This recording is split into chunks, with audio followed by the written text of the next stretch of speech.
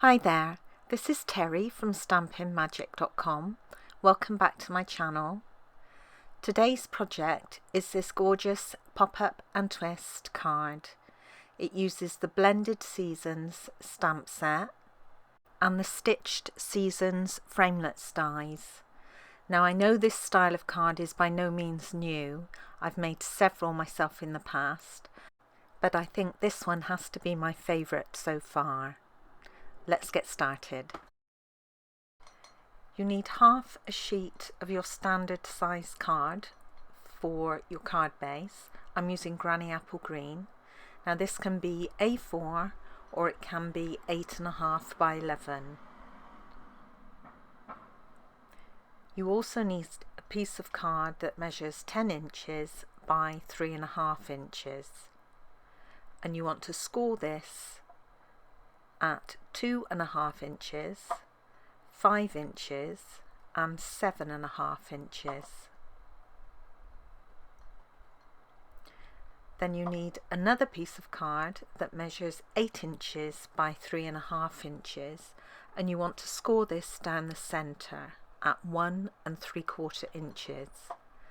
Then on both the long sides you want to mark at 2 1/4 inches and 5 3/4 inches. You can either use your stylus to do this or use a pencil, whichever you prefer. Then you want to score on the diagonal between those marks. Now on my Simply scoreboard I have used a permanent gold marker and drawn down one of the tracks, and I'm aligning the top and the bottom marks to that track, to that gold marker, and then I'm scoring between them. On the 10 inch by 3.5 inch piece of cardstock, fold on all the scored lines and burnish with your bone folder. Then fold concertina style so your piece of card then resembles a W. On your 8 inch by 3.5 inch piece of cardstock, fold the centerfold so it's a mountain fold.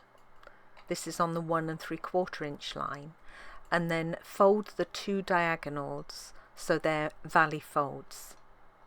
Again, burnish everything with your bone folder. Before adding the pop-up mechanism to the inside of the card, you need to decorate it first. I have a Whisper White mat and I have a basic black layer. I've already stamped and coloured one of the flowers on the Whisper White mat, and I'll show you how I did this later on. So add glue and layer these two pieces together. I have a piece of paper from our 6 inch by 6 inch Brights Designer Series paper stack, and I also have another black mat. Again, add glue and layer these together. These sections can then be added to the inside of the card base.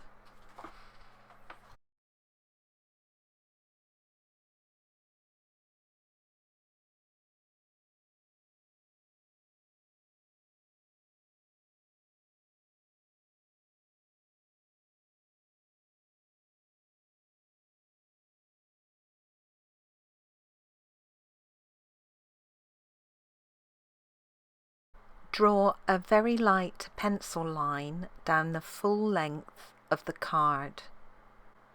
This will help you align the mechanism and the panels later on.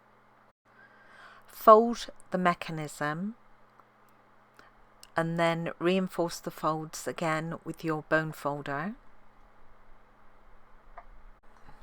Position the mechanism so the point is on the fold line of the card, right where that pencil line is, and you should see that pencil line go through the mechanism legs and onwards up the card. Make sure that the legs look straight and that you have an equal amount of card showing on either side, and then when you're happy, hold everything in place, add your glue and then close your card onto the glue.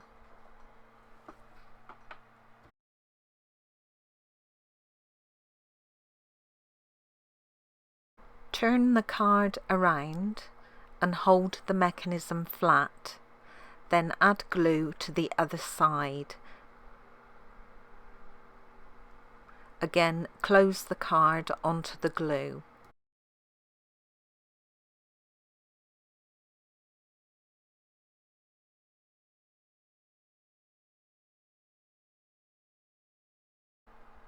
The panel section can then be fitted onto the mechanism. Fold both the outside panels inwards and then align where they join to the pencil line that's going through your card. The top and bottom edges should also match those with the mechanism. We're going to add glue to this top right section and the bottom left section. Once you've added the glue, open up the panel and press down firmly.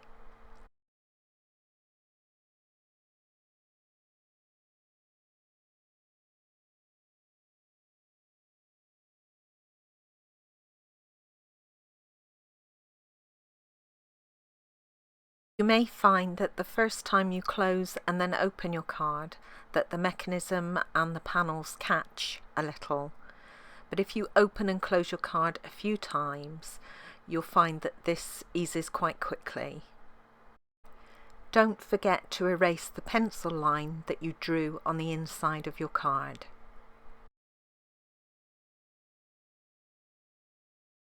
I've already stamped and coloured the panel that I'm going to use for the front of the card, and I've cut this out using one of the Stitched Seasons framelits dies.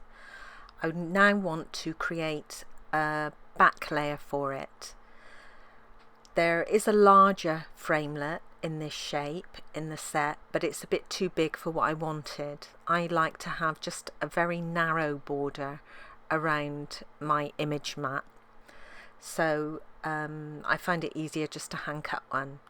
So all I've done is add some temporary adhesive onto the back of this panel, and I've positioned it onto a piece of black card, and then I'm going to cut around my image panel, just leaving a border of a couple of millimeters, which is about 1/8 of an inch, and just carefully cut around it. Once I'm happy, I'll remove the temporary adhesive just by rubbing my finger across it, and then I'll permanently adhere the image to the black card.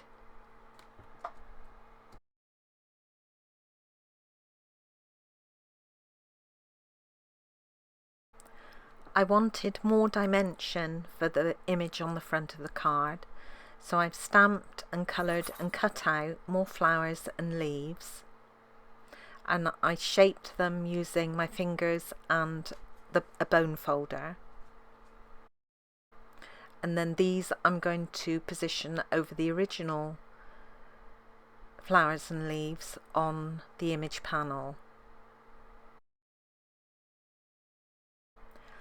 I'm adding mini dimensionals to all the high points on the petals and the leaves, and then the centre of all the flowers will be glued flat.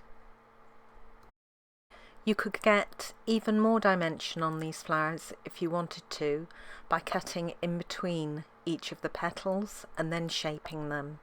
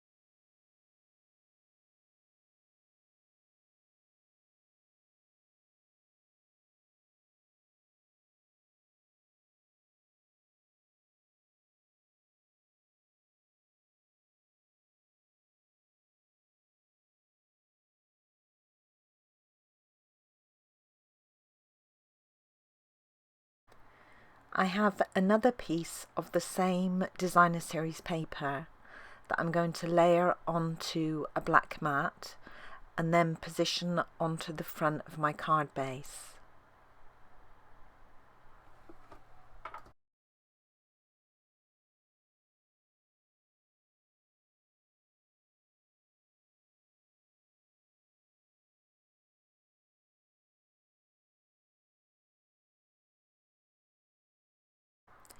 I can then add dimensionals to the back of the image panel and position this onto the card.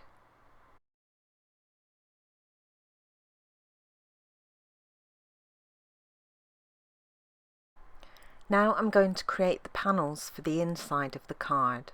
Now I have two pieces of normal weight whisper white cardstock, and each of these measures 5 inches by 3.5 inches. When complete, each of these pieces will be cut in half and trimmed slightly to give me my 4 panels. Now the reason I've done it this way is because I wanted the flower design to flow more across all of the 4 panels. I'm using Memento black ink for my stamping because I'm going to colour using the Stamping Blends alcohol markers. The image I'm using is from the Blended Seasons stamp set.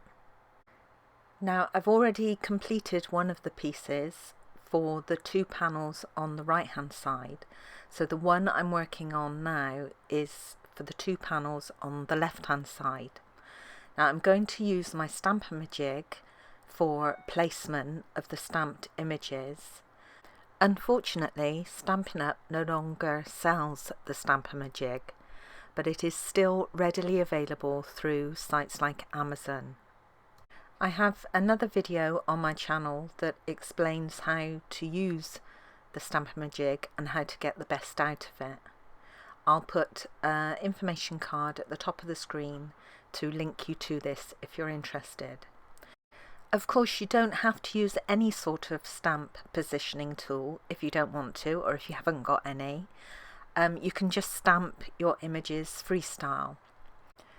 I've already created my imaging sheet for this stamp and I've placed it on the card where I want to stamp that image. So I've inked up my stamp and I'm going to remove my imaging sheet and then just stamp the image. And that image will be stamped in exactly the position I wanted it to be. Now I'm going to do a little bit of masking. For the first piece that I've already completed, I masked the bottom flower. So I just stamped the image onto masking paper, cut it out, peeled off the backing and positioned that over the flower when I did my second stamping. For the left hand side, I want to block off the little set of leaves towards the bottom. So I've created a mask and I'm just sticking that over the stamped leaves to cover those when I do my second stamping. Instead of masking paper, you could use a post-it note to do this. Then I'm using my Stamp-a-ma-jig imaging sheet again to decide where I want to place the images. And once I'm happy, I add my handle to the top left of that sheet, ink up my stamp and then stamp the image. Then all I need to do is remove the mask. I'm just going to show you how I coloured one of the flowers and one set of the leaves. For the petals, I'm using 3 shades of yellow, the light Pineapple Punch and the light and dark Daffodil Delight. Now I actually started with the wrong colour here. As soon as I realised, I switched to the Pineapple Punch. And all I'm going to do initially is cover all of those petals with the Pineapple Punch marker.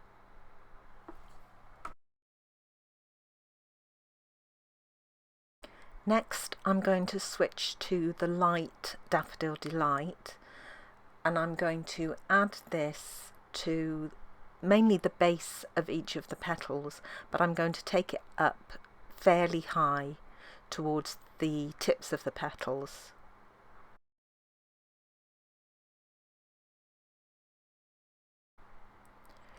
Then I'm going to switch to the dark Daffodil Delight, and again I'm adding this at the base of each petal, and this time not taking it up as high as I took the light Daffodil Delight.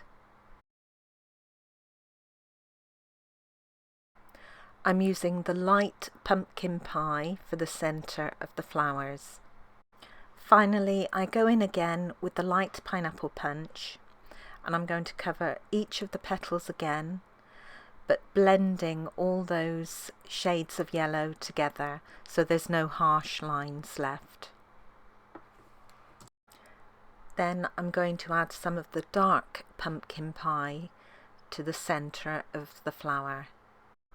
I'm now going to do a similar process for the leaves. So I'm starting with the light granny apple green, and I'm going to cover the leaves and the base of the flower completely with this. Next I'm going to switch to the dark granny apple green,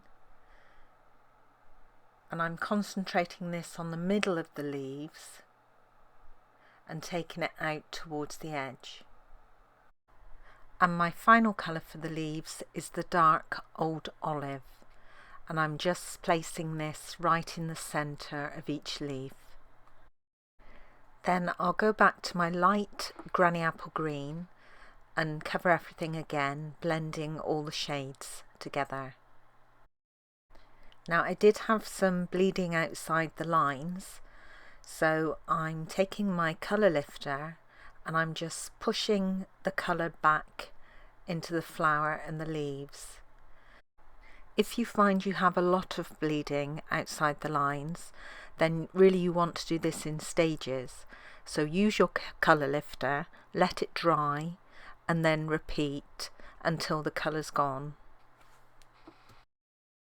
As a final touch, to finish off my image, I'm going to outline the whole thing using the light Pool Party stamping blends. These are my two finished pieces. I just need to cut them now into the 4 panels. I've cut each panel down to 3 1/4 inches by 2 1/4 inch. The black layers are 3 3/8 of an inch by 2 3/8 of an inch. I'm going to emboss a sentiment onto each of the middle panels. So I'm using my embossing buddy just to remove any static or finger residue that might be there.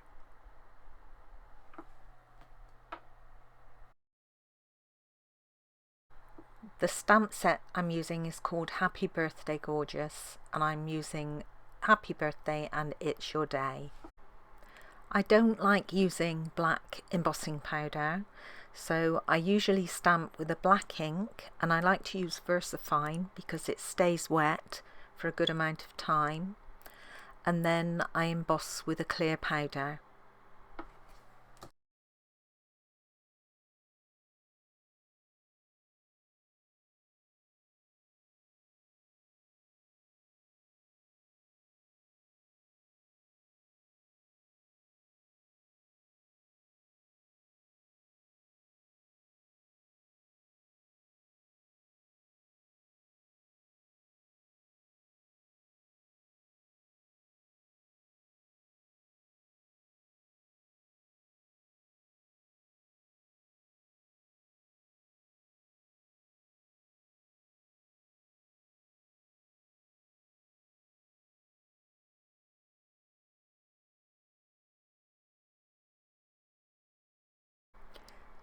The image mats can now be layered onto the black mats, and then these can all be added to the inside of the card.